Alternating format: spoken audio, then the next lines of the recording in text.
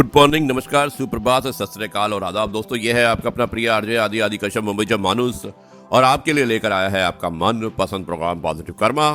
Episode number है 239 और 2 जनवरी 2021। दोस्तों दिन है शनिवार का, आज छुट्टी का दिन है और इस वीकेंड को आप अपने परिवार के साथ मनाइए, नए साल को अच्छी तरह मनाइए।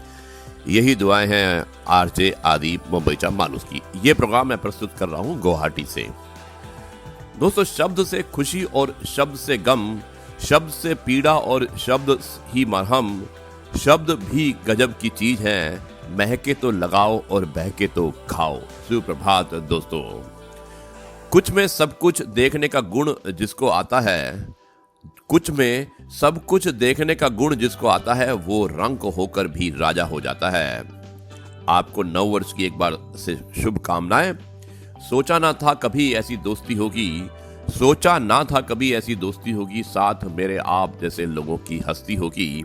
जन्नत की गलियों के ख्वाब क्या देखूं, अगर हम सारे दोस्त साथ होंगे तो 2021 में भी मस्ती होगी। दोस्तों, ये एक मेरे दोस्त ने लिखा था और उम्मीद है कि आप तो दोस्तों, ये है आपका अपना प्रिय आरजे आदि कश्यप मुंबई का मानुस आपके लिए लेकर आया है आपका अपना मनपसंद प्रोग्राम पॉजिटिव कर्मा। अहंकार उसी को होता है जिसे बिना किसी संघर्ष के जब सब कुछ प्राप्त हो जाता है। जिसने अपनी मेहनत से हासिल किया है, वही दूसरों की मेहनत की कद्र कर सकता है। दोस्तों, मनुष्य के पास सबसे बड़ी पूंजी उसके अच्छे विचार हैं, क्योंकि धन और बल किसी को भी गलत राह पर ले जा सकते हैं, किंतु अच्छे विचार हमेशा अच्छे कार्यों के लिए ही प्रेरित करते हैं। इसलिए विचारों को अच्छा रखिएगा। आपका आदि मुंबई का मानुस। दोस्तों, अब मैं सुनाना चाहता हूं आपको एक कहानी जो आरजे आदि विशेष के अंतर्गत कुछ अलग हो जाए में होती है, और कहानी का शीर्षक है मालिक कौन।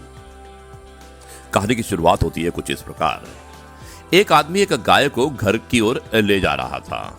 गाय जाना नहीं चाहती थी और वो आदमी लाख प्रयास कर रहा था, पर गाय टस से मस नहीं हो रही थी। और ऐसा करते करते उसे बहुत ही समय बीत गया। एक संत ये सारा माजरा देख रहे थे। अब संत तो संत होते हैं, उनकी दृष्टि भी अलग ही होती है, तभी तो दुनिया वाले उनकी बातें सुनकर अपना सर खुजला लेते हैं। दोस्तों, संत अचानक ही ठाका लगाकर हंस पड़े। वो आदमी कुछ तो पहले ही खींच रहा था और संत की हंसी उसे तीर की तरह लगी। वो बोला, तुम्हें बड़ी हंसी आ रही है? तो संत ने जवाब दिया कि भाई, मैं तुम पर नहीं हंस रहा हूं, अपने ऊपर हंस रहा हूं। अपना झोला हाथ में उठाकर संत ने कहा, मैं ये सोच रहा हूं कि मैं इस झोले का मालिक हूं या ये झोला मेरा मालिक है। तो वो आदमी बोला, इसमें सोचने की क्या बात है, झोला तुम्हारा है तो तुम इसके मालिक हो, जैसे ये गाय मेरी है, मैं इसका मालिक हूं। तो संत ने जवाब दिया कि नहीं भाई, ये झोला मेरा मालिक है, मैं तो इसका गुलाम हूं। इसे मेरी जरूरत नहीं है, बल्कि मुझे इसकी जरूरत है। तुम गाय की रस्सी छोड़ दो, तब मालूम पड़ेगा कि कौन किसका अब मालिक है।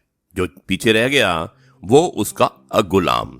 और इतना कहकर संत ने अपना झोला नीचे गिरा दिया और जोर जोर से हंसते हुए चलता बना। संत कहते हैं कि हम भी अपने को बहुत ही वस्तुओं और व्यक्तियों का मालिक समझते हैं, पर वास्तव में हम उनके मालिक नहीं, गुलाम हैं। मालिक वो हैं क्योंकि उनकी आवश्यकता हमें है। जो जितनी रस्सियां पकड़े हैं वो उतना ही गुलाम है। जिसने सभी रस्सियां छोड़ दी हैं, जिसे किसी से कुछ भी अपेक्षा नहीं रही, वही असली मालिक है।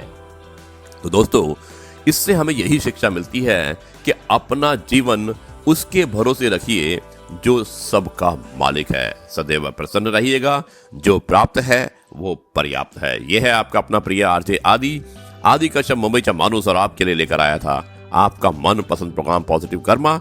एपिसोड नंबर 239, 2 जनवरी शनिवार का दिन और स्थान था गुवाहाटी। अब मैं इस कार्यक्रम को यहीं पर समाप्त करता हूं और कल आपसे फिर मुलाकात होगी एक नई कहानी, नए किस्से और नई वार्तालाप के साथ। तब तक के लिए मैं कहता हूं नमस्कार, जय हिंद, वंदे मातरम, भारत माता की जय।